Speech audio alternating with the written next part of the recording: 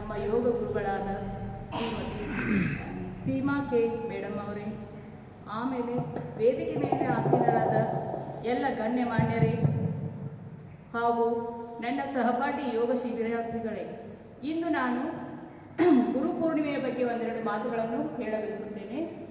ಈಗಾಗಲೇ ಸರ್ ಎಲ್ಲ ವಿಷಯಗಳನ್ನು ಹೇಳಿಬಿಟ್ಟಿದ್ದಾರೆ. ಅದೇ ವಿಷಯಗಳನ್ನು ಸ್ವಲ್ಪ ನಮ್ಮಲ್ಲಿ ಹೇಳ್ಬಿಟ್ಟಿರ್ತವೆ. ಜೀವ ತಾಯಿಯ ಭಿಕ್ಷೆ, ಬದುಕು ತಂದೆಯ ಭಿಕ್ಷೆ, ಆದರೆ ಜ್ಞಾನ ಗುರುವಿನ ಭಿಕ್ಷೆ. ಗುರು ಯಾವಾಗಲೂ ನಮಗೆ ಜ್ಞಾನದ ಭಿಕ್ಷೆಯನ್ನು ನೀಡುವ ತನಕನೂ ನಾವು ಜೀವನದಲ್ಲಿ ಏನನ್ನೂ ಪಡೆಯಲು ಸಾಧ್ಯವಾಗುವುದಿಲ್ಲ. ನಾವು ಗುರುವಿನ ಗುಲಾಮನಾಗಬೇಕು. ಅದಕ್ಕೋಸ್ಕರ ಏನು ಮಾಡಿದ್ದಾರೆ, ಈಗ ಗುರುಪೂರ್ಣಿಮೆ ಅಂತ ಆಷಾಢ ಮಾಸದಲ್ಲಿ ಶುಕ್ಲ ಪಕ್ಷದಲ್ಲಿ ಪೌರ್ಣಿಮೆಯ ದಿನದಂದು ಏನು ಮಾಡ್ತಾರೆ, ಗುರುಪೂರ್ಣಿಮೆಯನ್ನು ಆಚರಣೆ ಮಾಡ್ತಾರೆ. ಈ ದಿನದಂದು ಎಲ್ಲ ಶಿಷ್ಯರು ತಮ್ಮ ಗುರುವನ್ನು ಹುಡುಕೊಂತ ಹೋಗ್ತಾರೆ.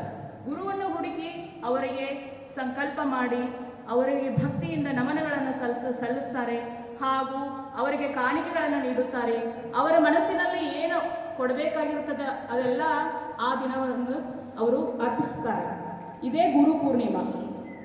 ಗು ಅಂದರೆ ಗುರು ಇದು ಏನಿದು, ಗು ಅಂದರೆ ಸಂಸ್ಕೃತ ಭಾಷೆಯಿಂದ ಬಂದ ಭಾಷೆ.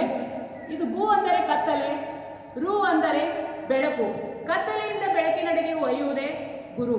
ಅದಕ್ಕೋಸ್ಕರ ಗುರು ಅಂತ ಹೆಸರನ್ನ ಸ್ಥಾಪನೆ ಮಾಡಿದ್ದಾರೆ. ಗುರು ಎಂದರೆ ಕೇವಲ ಶಿಕ್ಷಕರಷ್ಟೇ ಅಲ್ಲ, ಜೀವನದಲ್ಲಿ ಸರಿಯಾದ ದಾರಿ ತೋರಿಸುವ ಪ್ರತಿಯೊಬ್ಬರು ಗುರುಗಳೇ. ಶಿಕ್ಷಕರಿಗಷ್ಟೇ ಗುರುಗಳಲ್ಲ ಅನ್ನೋದಿಲ್ಲ, ಪ್ರತಿಯೊಬ್ಬರು ಜೀವನದಲ್ಲಿ ನಮಗೆ ಯಾವ ದಾರಿಯನ್ನು ಸರಿಯಾದ ದಾರಿಯನ್ನು ತೋರಿಸ್ತಾರೋ ಅವರೆಲ್ಲರೂ ಗುರುಗಳೇ ಅಂತ ಹೇಳಿದ್ದಾರೆ.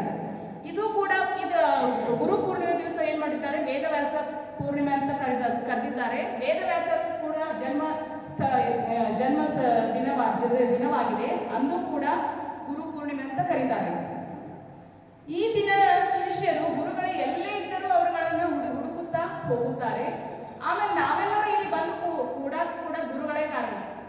ಗುರುಗಳು ನಮಗೆ ದಾರಿಯನ್ನು ತೋರಿಸಿದ್ರೆ ನಾವು ಎಲ್ಲೂ ಕೂಡ ಹೋಗಲು ಸಾಧ್ಯವಾಗುವುದಿಲ್ಲ. ಜೀವನದಲ್ಲಿ ಇಲ್ಲಿ ನಾವು ಬಂದಿರೋದು ಅತ್ಯಂತ ಮಹತ್ವದ ದಿನವಾಗಿದೆ. ಯಾಕಂದರೆ ಪ್ರತಿಯೊಬ್ಬರು ಯೋಗವನ್ನು ಪಡ್ಕೊಳ್ಳಲು ಸಾಧ್ಯವಾಗುವುದಿಲ್ಲ. ನಾನು ಎಷ್ಟು ವರ್ಷ ಆಯ್ತು, ನಮ್ಮ ಸೀಮಾ ಮೇಡಮ್ ಅವರು ನನಗೆ ಕರೀತಾ ಇದ್ರು, 10 ವರ್ಷ ಮೇಲಾಗಿದ್ರು ನನಗೆ. ಬರ್ರಿ ಅಂತ ಹೇಳಿ ಹೂವನ್ನು ಸುಮ್ಮನಿರ್ತಿದ್ದೆ. ಮೊನ್ನೆ ಏನೋ ಭಾಳ ನನಗೆ ಜ್ಞಾನೋದಯ ಅವಾಗ ಆಯ್ತೇನೋ.